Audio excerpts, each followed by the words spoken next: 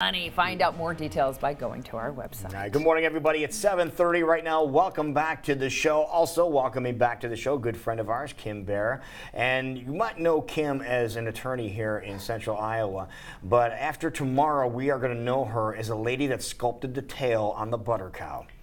Yes, You're I'm so excited. You're going to be a superstar now. Artiste, butter artiste. Before we get to our topic I want pictures. Here, I want tons of pictures. Forget the law. Let's talk about it. No, before we get to this, which is really important, how did you get to do this? Well, so the State Fair has a fundraiser every year, and I go every year, and I always bid on this item because it's just something, I don't know if it's on my bucket list, but something I wanted to do. I always lose. So this year I hung out it was a silent auction item. I just hung out, and I had a bidding war going on with somebody else, and I finally won. So woohoo! Yeah. You get to do I get to do the tail. The tail of the butter cow. Yeah, I really want to do a curly Q. I don't know if she'll let me, but anyway, I'm going there tomorrow morning to the cow's pretty much done, I believe, except for the tail.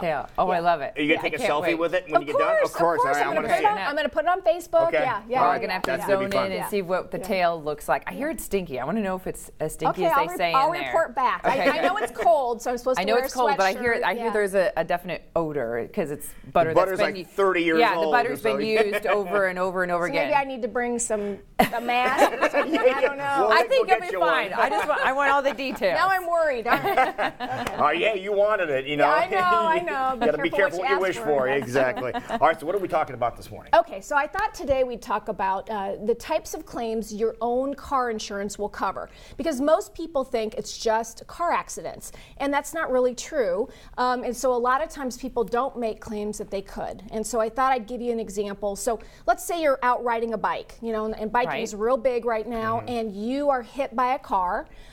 You can make a claim under your own car insurance for that. So the key with regard to everything I'm talking about today is it has to involve a car, a truck, or a motorcycle hitting you. But you're not in a car. So if a car, a truck, or a motorcycle causes you some injury, you usually can make a claim under your own car insurance policy.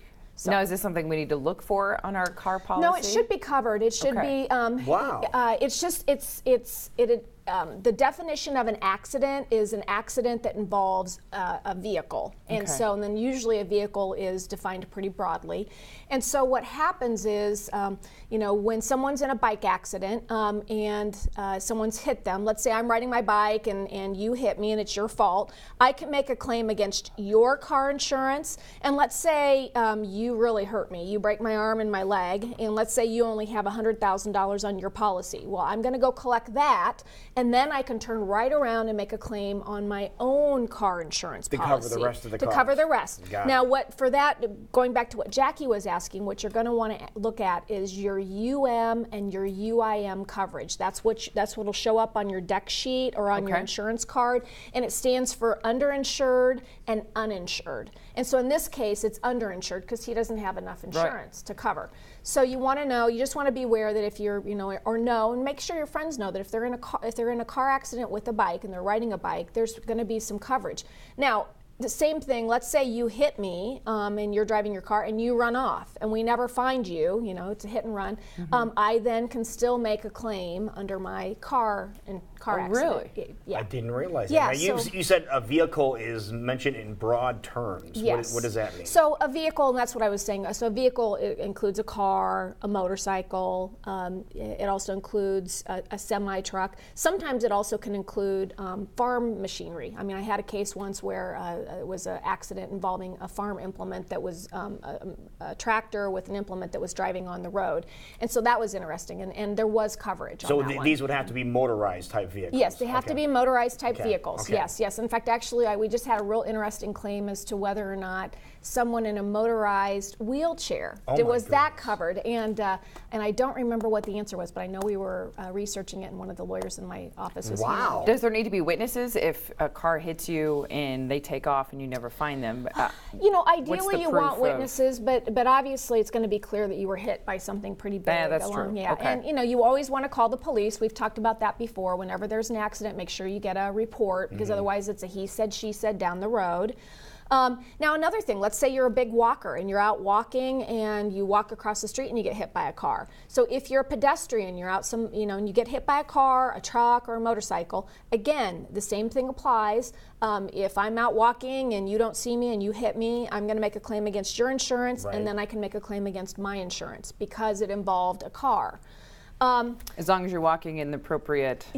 Yeah, as long as you're, areas. we've talked about that before. It's really, it's really important to make sure that you are in the crosswalk. I mean, people don't understand how important that is, because, a lot of times people think that the pedestrian always has the right of way, and that's not necessarily true, because if you're driving, we expect you to drive carefully and obey all the laws, but they likewise expect me, the walker, to obey all the laws. So we can have an issue of whose fault was the accident, even though you hit me and I'm just walking. And that can get down to percentages then, too. It can get down to percentages, and in Iowa, if it's more than 50% my fault, I can't recover at all. So just make sure that you walk in the crosswalk. That's the lesson there. Here's one more I wanted to talk about, because a lot of times people don't realize this. Let's say that you and I are driving, you're driving, I'm in your car, and we're going somewhere. Let's say we're going to the state fair. And you run a red light and we get hit. And the person that hit us only has $25,000 of insurance. So I'm going to make a claim against them. A lot of people don't realize that not only then, because you caused the accident, can I make a claim against you, but I also can go back and make a claim against my own insurance company. So in that case, I have 3 insurance policies that will apply to the accident. Yes. Oh my goodness. Yes. So you want to remember that. So even, and let me give you another example. This is one that people really don't know. You and I are driving, and you're driving, and I'm a passenger in the car, and we hit some ice. It's the wintertime. We hit some ice. Right. And arguably it's really not your fault. The ice was there. It's Iowa. And let's say the car rolls, and I'm really hurt. I can make a claim against your insurance company, even though you didn't really, you didn't cause the accident, but I was in your car and I was injured. So I can make a claim against your insurance company, and I absolutely can make a claim against my insurance company. Now, if any of this sounds familiar and you're thinking, oh my gosh, that happened to my friend or that happened to me, what I want you to remember is you have a 2-year statute of limitations.